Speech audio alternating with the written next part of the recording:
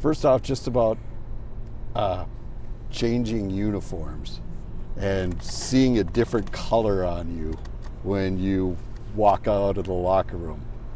How different is that, or do you not even pay attention to it? I paid attention to it a little bit, only because these were my high school colors. So Oh, really? I already thought I looked good in purple, and then just to see myself in them, it reassured me, like, yeah, I'm in the right. I got the right colors on. So, but no, you definitely want to see how you look in the new color after wearing a certain color for so long. No, and I put it on. I'm like, it looks good on me. Perfect. All right, you were a free agent, and I'm sure the phone was ringing, especially after the way you wrapped up the season in Green Bay. It was ridiculous what you did there. What were the things that you were looking for when people called you? I was looking for a offense that was similar to what I previously ran, and KO coming from the similar systems as LaFleur did. They were all with McVay before, so it was an easy transition in that sense of the playbook, just different terminology.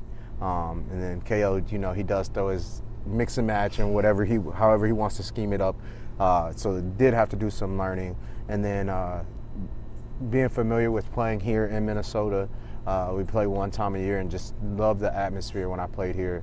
I say they had some of the best fans even when I was on the other side. So now I get to experience that and get the crowd roaring. It's going to be exciting. And then, it wasn't a long move either. And the Vikings were honestly the first team to call. So, I like I said, I was familiar with playing here.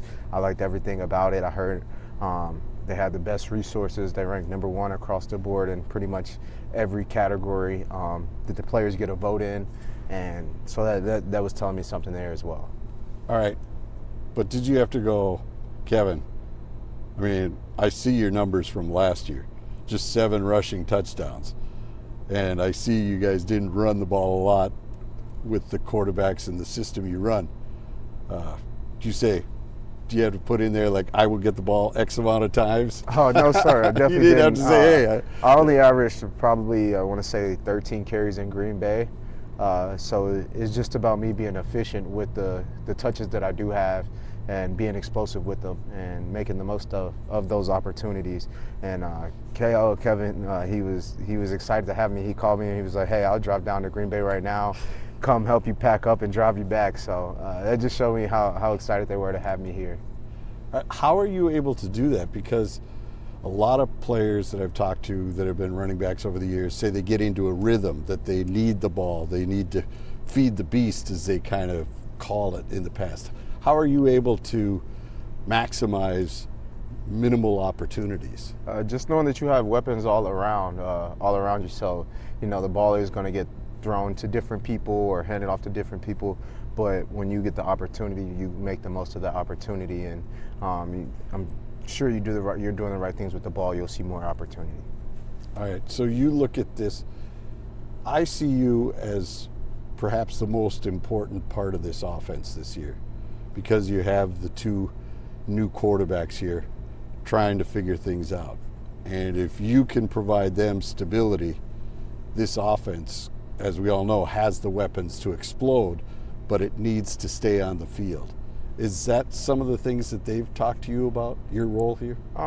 Just to come in and be the same guy that I've been, be a leader, locker room guy, and when it's time to make plays, just make plays. And whatever that may look like, if it's running the ball, picking up a protection, or catching it out of the backfield, or lining up out wide and catching it out there as well. So I know we have, like you said, we have a lot of weapons here, and it makes me excited because they can't just key in on one person. You got to respect everybody, all those skill players that's on the field.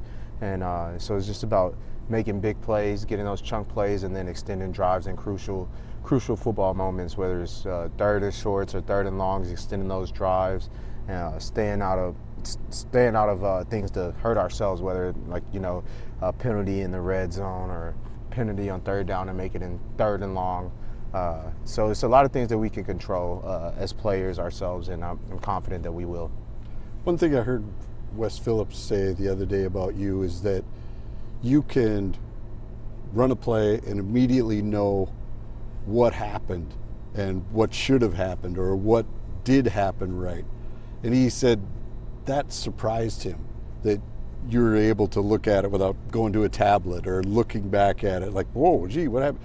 You know exactly. How can you figure it out when there's 22 people running all over the place? I guess this is part of knowing the scheme, knowing where the ball is supposed to go, and if it doesn't, what I can come back and tell you, and like you said, in real time, what happened, why it didn't go there, or why it did, or what made the play successful. And I think it's just a part of, like I said, knowing the system, but also that time that I've had.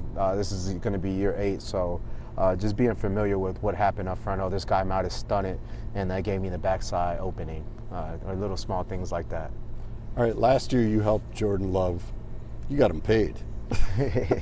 You got him paid.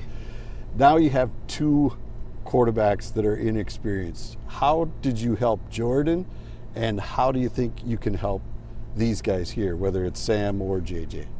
Just, take the pressure off of them. All we're asking you is go out and throw the ball around, and just go have fun. Kind of try to be that leader, so where they're not having to speak up because a lot is already on the quarterback's plate.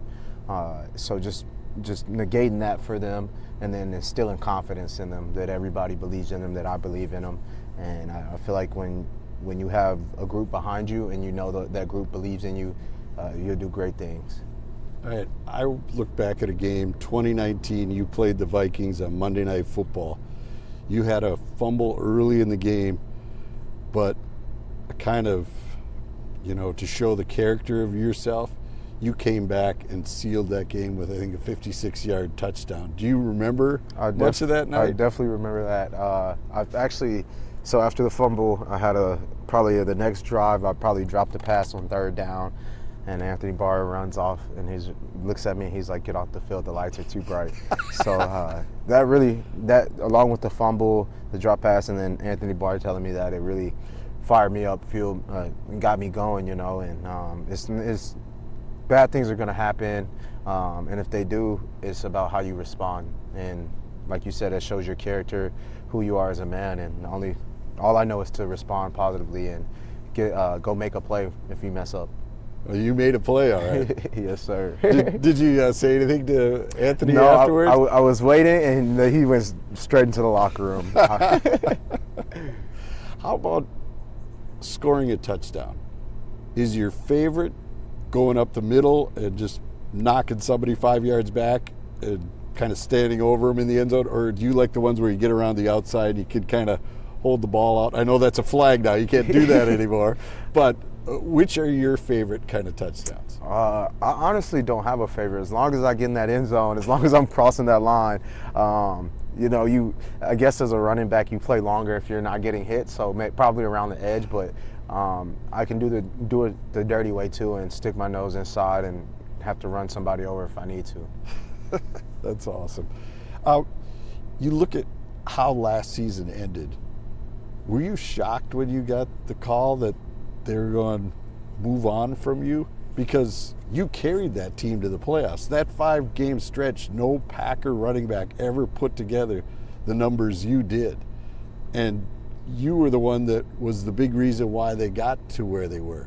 I was a little surprised, but I do keep in mind that it's a business, and I had told my mom, I was like, hey, I have a feeling that they're going to try to make me take a pay cut, which they did the year before, and then turns out they did, but it was a massive pay cut that I wasn't comfortable with, and then that's what led to everything.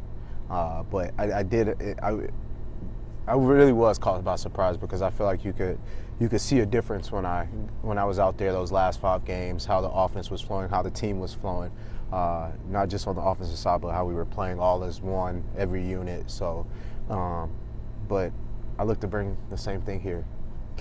Is it kind of crazy though? I mean, you just are probably playing the best you've played in the league, and then you're like, I got to do what? Yeah, it definitely is. But they said they wanted to go younger, and you just got to respect what they want. At the end of the day, you got to control what you could control, and that's turning my focus to hear what team wants me next, and it was the Vikings, and all right, this is where I'm at, turning my focus to the Vikings, learning my teammates, learning the playbook, learning everything about the city, those little things that can, turn you into a player here and to get the city to love you as well. All right, how did you become a running back? Because you moved around, your parents were in the military, so you were all over the place, even some time in Germany, yet somehow you were able to make football your dream. Yes, sir. So I started playing running back in Little League, actually, my first tackle football team. We raced to see who was going to play running back, and I was the fastest kid, so they're like, okay, we're putting you at running back. But once I got to middle school, I moved to Texas. Once I ended up moving to Texas, I didn't play running back right away. I was playing slot receiver, so I think that's what it really ended up helping my game in the long run. I didn't really want to play slot. I wanted to play running back, and then it didn't get to really my junior year until I started playing running back again. But I don't know, football has always been a part of, I have a twin brother, it's always been a part of our life. I remember we had just moved to Virginia at one point. We were living in a hotel, and the Little League there, you had to buy your own pads, buy your own helmet, all of that. And so my dad signs us up for football. He goes out and buys us pads, and my mom was like, "Are you crazy? We don't even have a place to stay. We're living in a hotel." My dad was like, "I don't care. They're playing football. If that's what they want to do, they're going to play." And so that just showed me the commitment, and my mom was like, "All right, I'm fine with it." But it just showed me the commitment and the sacrifice that my parents would make for me to play this game, and now I feel like it's my turn to give it back to them.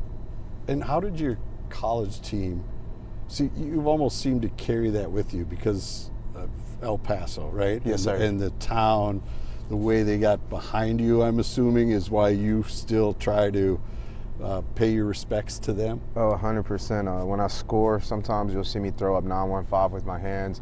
That's my city's area code. El Paso is different, and I would tell everybody, if you got the chance, come visit one time and you'll fall in love. But the people there are amazing. They come and support you no matter what. Those are the same people who see me play middle school, high school, college, and they still support me. And a lot of El Paso, they used to be Cowboy fans at one point, and you see a split.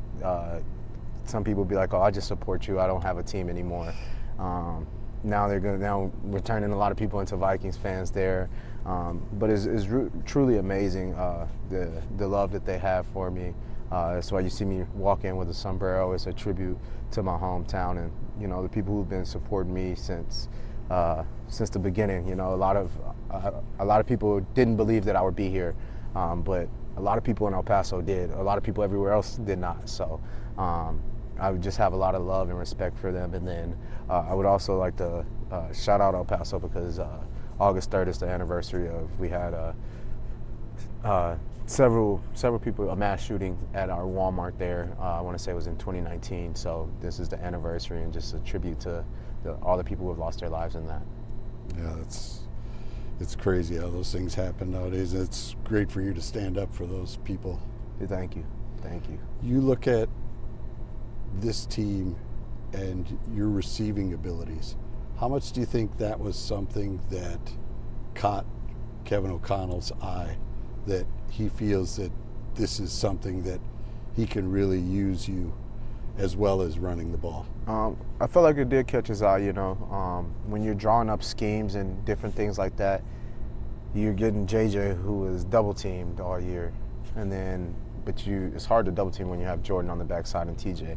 But now you throw me in there, and I'm getting a favorable matchup with a linebacker. If they're going to double him and go man-to-man or play zone, I'm seeing a linebacker, which is, I feel like I should win 10 times out of 10 versus a linebacker. I feel like, and I honestly haven't seen a linebacker since my third year. When I started lining up out wide, they started putting corners and safeties on me, and changing up the coverages. I wasn't getting treated as a running back when I was out there. So now that kind of comes back to that. Because we have so many weapons around. So that's another thing that gets me super excited. All right. I don't know if this got much play. I was there the night you threw out the first pitch at the Twins game. You did an excellent job. Yeah, thank you. Right. Have you seen J.J. McCarthy's? I've seen J.J.'s and Dallas's, and woof. J.J.'s was better than Dallas's, but See, JJ was like, I was going for some heat on it, and that I did not choose that route. I was like, let me just get it to the plate. So I have a little joke with him, man. I throw better than you. Really, I don't, but a baseball maybe. Yeah. If we're playing baseball, I'm pitching. Is that what you tell them? No, because they're gonna hit home runs off of me. I'm slow pitch is good. It's just gonna make it over the plate. And lastly, for you, when would you ever do play Green Bay? Will it mean any more to you, or because you said it's a business, I know that they had to make decisions. It wasn't really deciding they didn't want me, it was the money they didn't want. It'll feel like a homecoming, honestly. Knowing I spent so much time there, it'll probably, like, to me when I go to Dallas as well, that's Arizona's closer to home, but I'm from Texas and I grew up a Cowboy fan. Right. So it feels like I'm going home then. So I feel like it'll be a similar feeling to that. I don't know the reaction that I'm going to get from the crowd or whatever, but I am excited to play them and just to show them that, hey, I do have a lot left in the tank. And you made the wrong decision and make them pay for it. Will you go into the stands? Oh, I'm definitely Lambeau leaping. I'm going to find a Vikings fan and I'm going to leap right on them. Definitely have to. That's perfect. And then sombrero, will that come back here in Minnesota? Oh, yes, sir, definitely. You'll see the sombrero. That wasn't just a Green Bay thing. It ended up being a Green Bay color because a fan sent me the hat, that color. But I initially started by wearing like a little Party City one. And then I had a whole bunch of sombreros in El Paso, but I was in Green Bay at the time. Fan sent me one, and that's how the green and gold one came about. But the day I signed here, they had a purple and gold one ready for me, purple and yellow, and hey, it looked good, and I'm like, I'm ready. It got me hyped, so I look to wear it and wear it proudly. Well, thank you so much for taking the time. Yes, sir. Thank you. Really appreciate it. Thank you. Thank you.